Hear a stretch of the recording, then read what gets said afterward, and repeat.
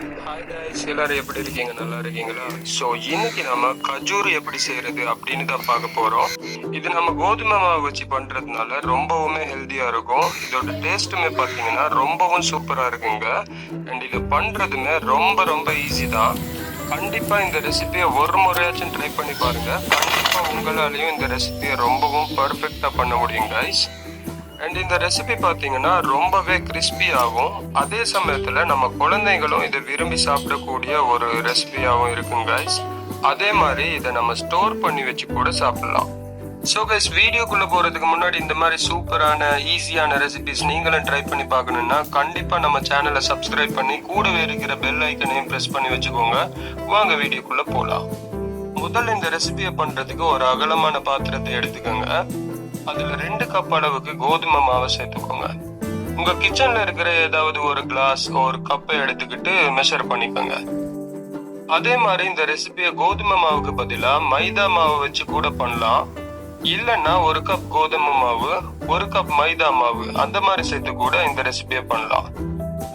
So இந்த மாதிரி மாவு சேர்த்ததுக்கு அப்புறமா அது கூட 1/2 கப் அளவுக்கு ரவை சேர்த்துக்கோங்க. ரவையை வறுத்துட்டோ வறுக்காமலேயோ எப்படி வேணா சேர்த்துக்கலாம், பரவாயில்ல.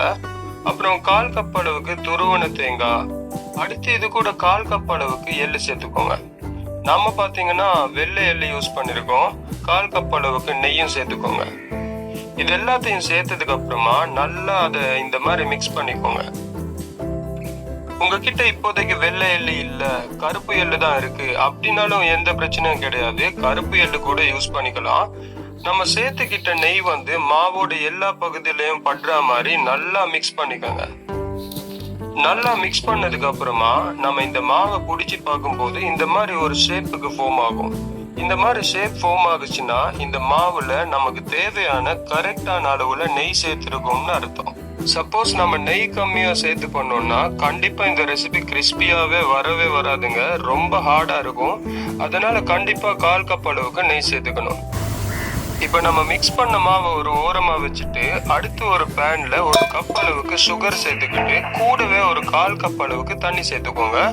இப்ப அந்த சுகர் நல்லா கரையிற மாதிரி நல்லா மிக்ஸ் பண்ணிக்கோங்க. பாகுபதம் ஒன்றும் செக் பண்ணணும்னு அவசியம் கிடையாதுங்க. சுகர் நல்லா கரைஞ்சிட்டா மட்டும் போதும். அப்படி அந்த சுகர் கரைஞ்சதுக்கு அப்புறமா அதை நல்லா ஆற வச்சுடுங்க.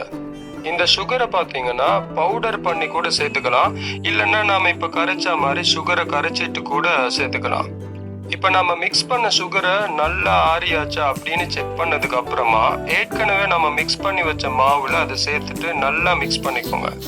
சப்போஸ் நம்ம பண்ண சுகர் கரைசல்ல தண்ணி பத்தலைன்னா தேவையான அளவுக்கு தண்ணி சேர்த்து நல்லா ஒரு சாஃப்டான பக்குவத்துக்கு வர்ற மாதிரி நல்லா மிக்ஸ் பண்ணிக்கோங்க. இப்ப பாருங்க மாவு எப்படி நல்லா சாஃப்டா இருக்குன்னு. இப்ப இந்த மாதிரி இந்த மாவை 2 அல்லது 3 பகுதிகளா உருண்டை பண்ணி பிரிச்சுக்கோங்க.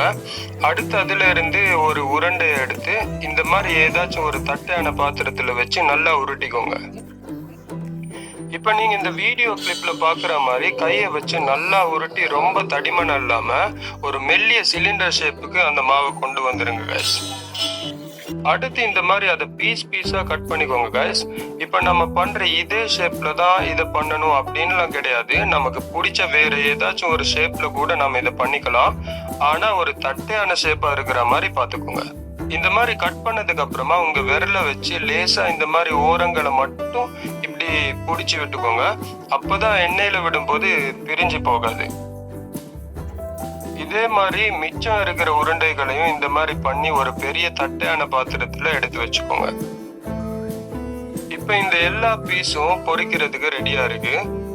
ஒரு கடாயையோ இல்ல இந்த மாதிரி பேன்லயோ பொரிக்கிறதுக்கு தேவையான அளவு எண்ணெயை சூடு பண்ணிக்கோங்க. நீங்க பொரிக்கிறதுக்கு எடுத்துக்கிற பாத்திரம் பிளாட்டா இருக்கிற மாதிரி பாத்துக்கோங்க. எண்ணெய் நல்லா சூடானதுக்கு அப்புறமா ஸ்டவ்ல பண்றதா இருந்தா மீடியம் ஃப்ளேம்ல வச்சுக்கோங்க. ஒரே டைம்ல நிறைய பீசஸை சேர்த்துக்காம ஒன்னோட ஒண்ணு ஒட்டாத மாதிரி பாத்துக்கோங்க. அப்பதான் நமக்கு பீசஸ் எல்லாத்தையும் திருப்பி விட்டுறதுக்கு வசதியா இருக்கும். இந்த மாதிரி கோல்டன் ப்ரௌன்ல வர்ற மாதிரி 2 பக்கத்தையும் பொரிச்சு எடுத்துக்கோங்க. பாருங்க எப்படி ஒரு கோல்டன் கலர்ல வந்திருக்குன்னு. இதுவே ஹை ஃப்ளேம்ல வச்சு பொரிச்சோம்னா வெளியில சீக்கிரமாவே கலர் சேஞ்ச் ஆயிரும், உள்ள வேகாம போயிருங்க. இப்ப பாருங்க கைஸ், நல்லா கலர் சேஞ்ச் ஆயிருக்கா. இந்த ஸ்டேஜ்ல பீசஸ் எல்லாத்தையும் நம்ம வெளியில எடுத்துக்கலாம். முழுசா ஆறுனதுக்கு அப்புறமா தான் நாம இதை சர்வ் பண்ணணும். அப்போதான் நமக்கு அதோட அந்த கிறிஸ்பியான டேஸ்ட்டை உணர முடியும். அண்ட் இதை முழுசா ஆறுனதுக்கு அப்புறமா ஸ்டோர் பண்ணியும் வச்சுக்கலாம். கிட்டத்தட்ட 1 மாசம் வரை நமக்கு இது வச்சுக்கலாம் கைஸ், ஒன்றும் ஆகாது. ஈவினிங் டைம்ல நம்ம பசங்க ஸ்நாக்ஸ் கேட்கும் போது அவங்களுக்கு கொடுக்கலாம், விரும்பி சாப்பிடுவாங்க. கிட்ஸுக்கு மட்டும் இல்ல, பெரியவங்களுக்கும் இந்த ரெசிபி ரொம்பவுமே பிடிக்கும் கைஸ். முக்கியமா நம்ம இதை கோதுமை மாவு வச்சு பண்ணிருக்கிறதுனால தைரியமா யாருக்கு வேணா கொடுக்கலாம் கைஸ்.